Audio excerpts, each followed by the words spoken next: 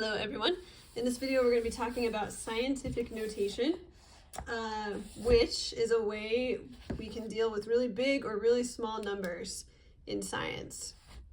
So scientific notation is a method of dealing with really large or really small numbers.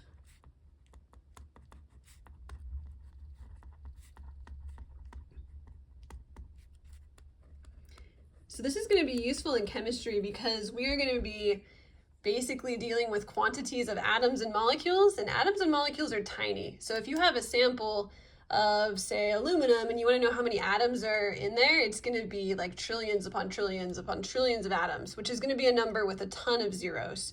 So scientific notation makes it easier for us to write numbers that have a lot of zeros. So let me give you an example of a number in scientific notation, and it's going to be a number that we'll use a lot later in the year. So it is 6.02 times 10 to the 23rd. Again, that doesn't mean anything to you yet, but it will later. One thing that we need to understand about scientific notation is that there is an exponent, and it's this little number at the top right of the 10. And this number can either be negative or positive. If the exponent is negative, that means that we have a small number. And by small, I mean it's a number that's less than 1.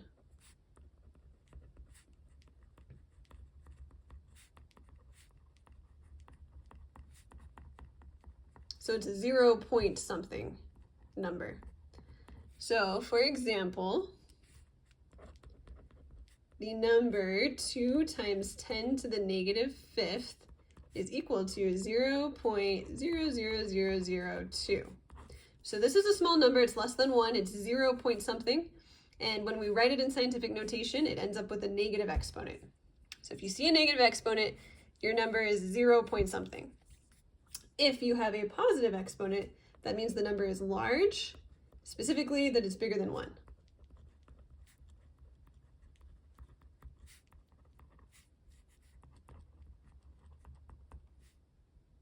Larger, so greater than 1.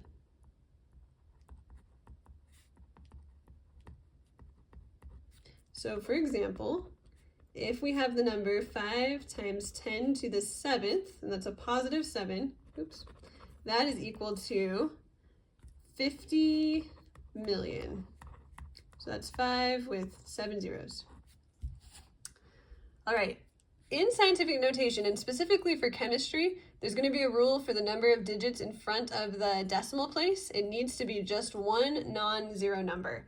Sometimes in math, they'll have more than one number in front of the decimal place, but in this class, we want to just have one. So there must be just one non-zero number in front of the decimal. So we'll see this in a couple of examples that we'll do here in a second. Let's move on to these examples. So first of all, we're going to be writing things, basically taking things out of scientific notation into normal or standard notation. So if we have 3.4 times 10 to the 6th, we first want to look at the exponent and see if it's positive or negative. So this exponent is positive, and that means this is going to be a large number, like greater than 1. So this exponent tells us how many times we need to move the decimal place. And if you need to write that down, you can. Exponent equals number of times to move the decimal place.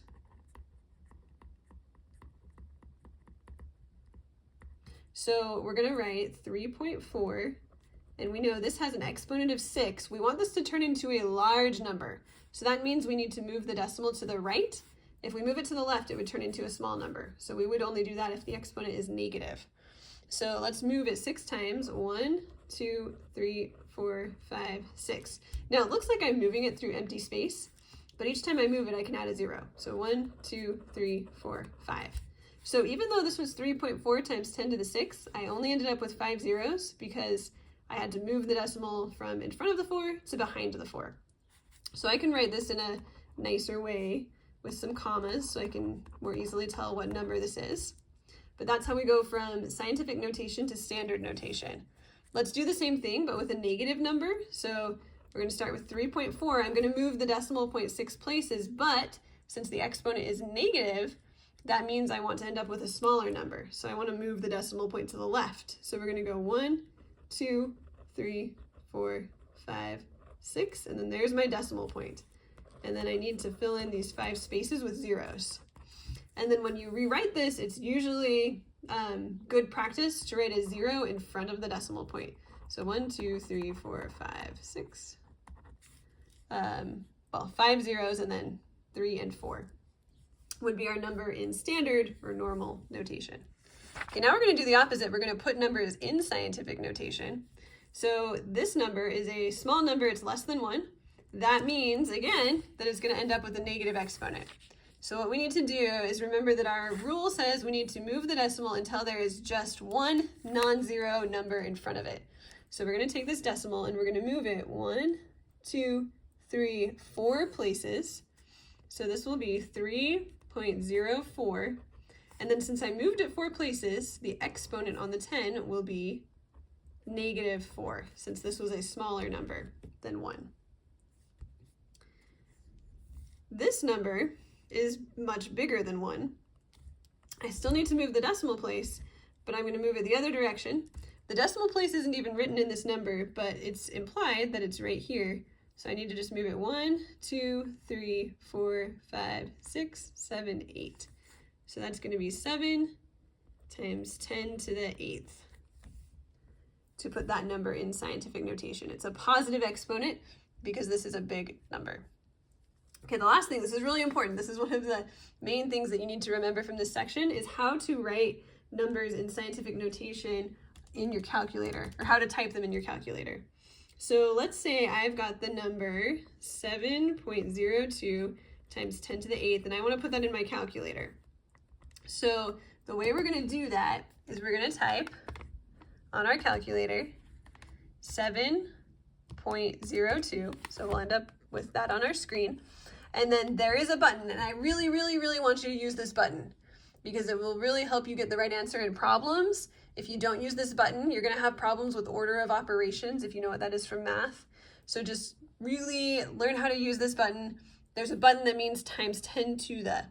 So to get that button, you have to first hit the second button, and then this little comma button above the 7, you hit that.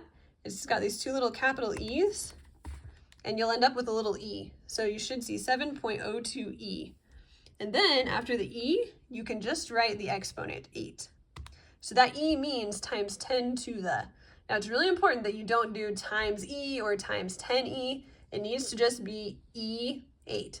So 7.02E to the 8th.